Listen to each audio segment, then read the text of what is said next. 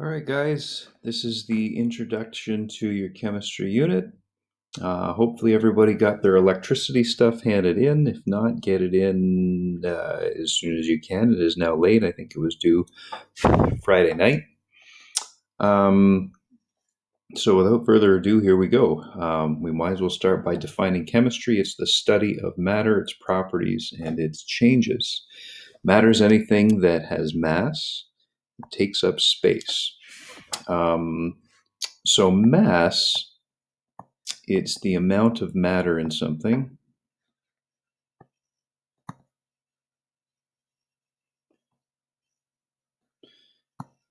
of matter. It's measured in kilograms.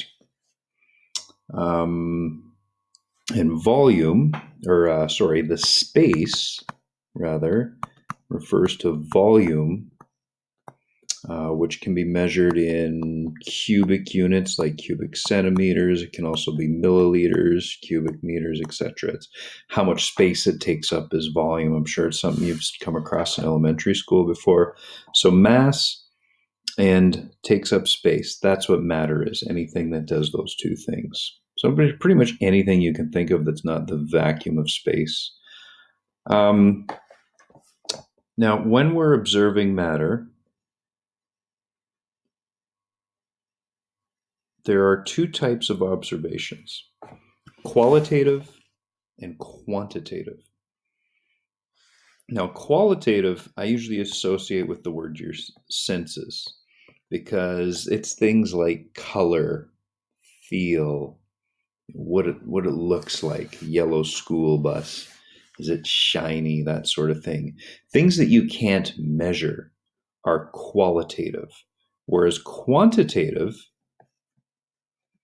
are observations you can measure, like mass, like volume, like length, like temperature, like speed, like acceleration, all that kind of stuff. Those are quantitative observations, things you can measure, assign a number to it.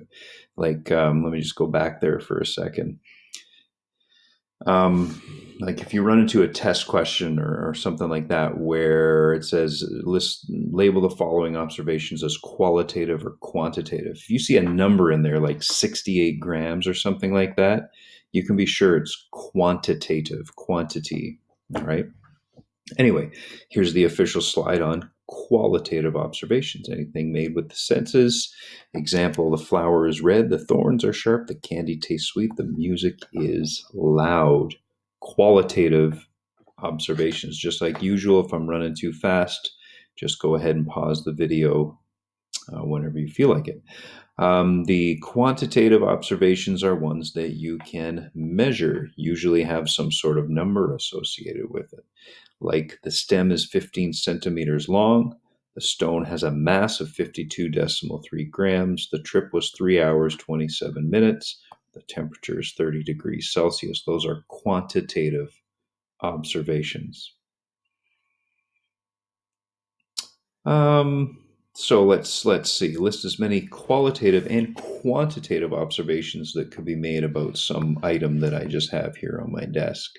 Let's see here. Let's have a look at my my cell phone, which is right here on my desk. So I'm going to put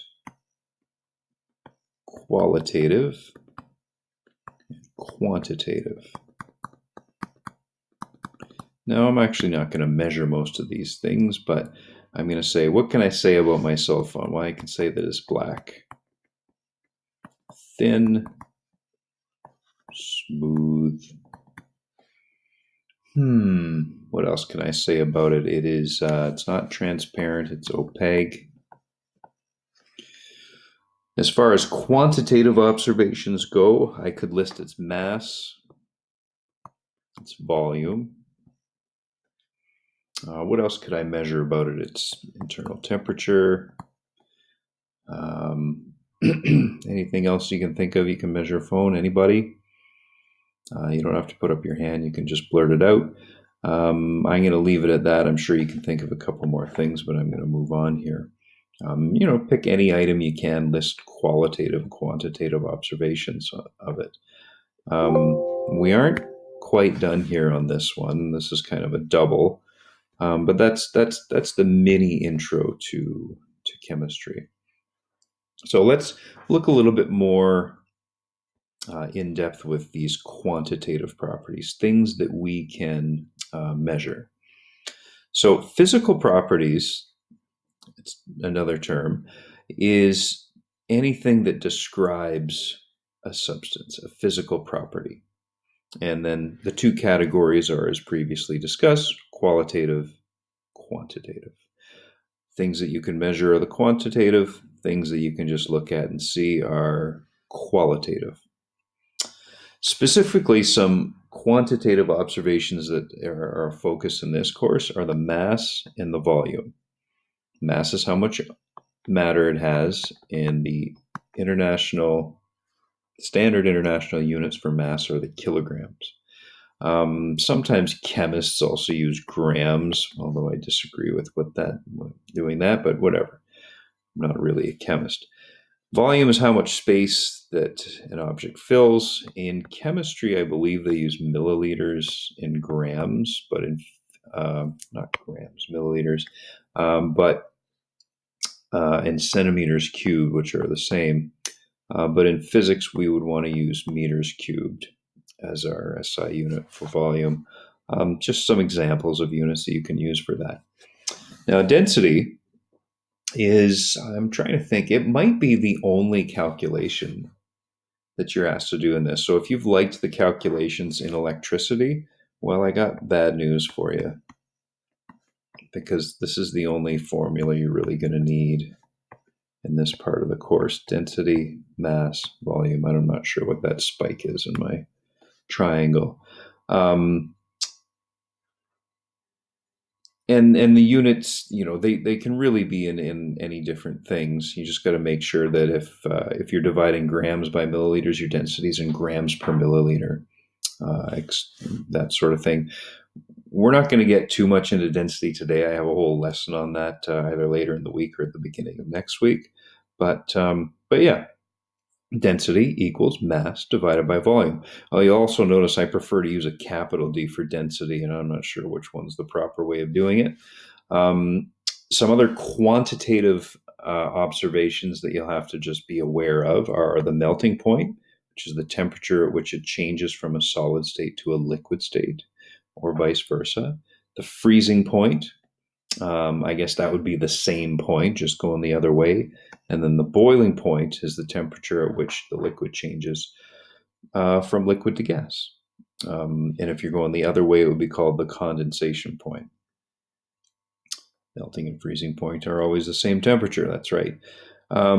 So those are just the temperatures at which different substances will change state. And I know that you've learned, about different states of matter in that in elementary school, so I'm not going to dwell on that too much. Melting, freezing, boiling point, condensation point, they're all physical properties that do not change regardless of how much of the substance you have. Like whether you have a little bit of water or a lot of water, once you get it below 0 degrees, it turns to ice. All right. So that means they are characteristic physical properties, right? All water melts at the same temperature. All water boils at the same temperature. If you've got a liquid and you're wondering if it's water, heat it up to 100 degrees Celsius. If it doesn't start to boil, it is not water. It is not water. So those characteristics can be used to help identify a substance. Now, back when we were in class, back in February and March, I was showing you guys how to do unit conversions, and you guys did really well with that. I marked it, and I've already returned that to you, I think, before the break. So I don't think I need to go over this slide again. If it looks like you guys are struggling with it, then what I'll do is I'll just show you some examples some worked examples. Later on. We'll see how big of an issue it is. You guys just feel free to keep emailing me if you have questions. So that's kind of your real bare bones introduction to chemistry. What I'm going to have you guys do today is very simple. Just the posting for today and tomorrow is just going to be to have a look, watch these videos, obviously, or this video, and then have a look at section 5.2 in your textbook. It's on physical properties.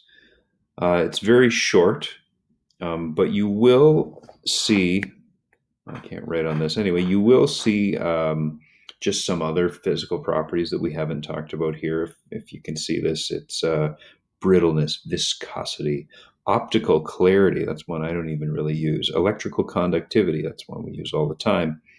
And then a little blurb on physical changes. And then all I want you to do, I think it says here on the post, is number 2 and 4 on page 182. And then just as usual, just like I have you do before, just take a picture of your homework. And as far as Monday and Tuesday go, that's all I want you to do. You can probably see there that on Wednesday I'm going to post this. It says it's going to go on April 29th, and it's just on density, just on doing those density calculations. I think it's discussed in section 5.6 in the textbook. And, I've got lots of worksheets on density, but I think we'll get the point across if we just do the questions attached in section 5.6. So that's coming out on Wednesday, and that is going to be your work for the week. We're supposed to be keeping it to about 3 hours, and I don't think we're anywhere near 3 hours there, but that's okay. It'll just be a little bit lighter week than what you've been doing with all those circuit solving. This is more reading and knowledge-based stuff. You're not going to work your brains quite as hard with this stuff, all right? So that is it for now, and watch for the next post on Wednesday, and don't forget to fill out the attendance form. That's how I keep track of who's still on with me, and then they're going to come out with another attendance sheet with administration this week that I have to report anybody who's not coming on, and I'm just using that attendance form to see who's on and not on. I think there was maybe 4 people or something last week that didn't sign it, so make sure you sign this one. I can say you're still with me. All right, that's it for now. Good luck.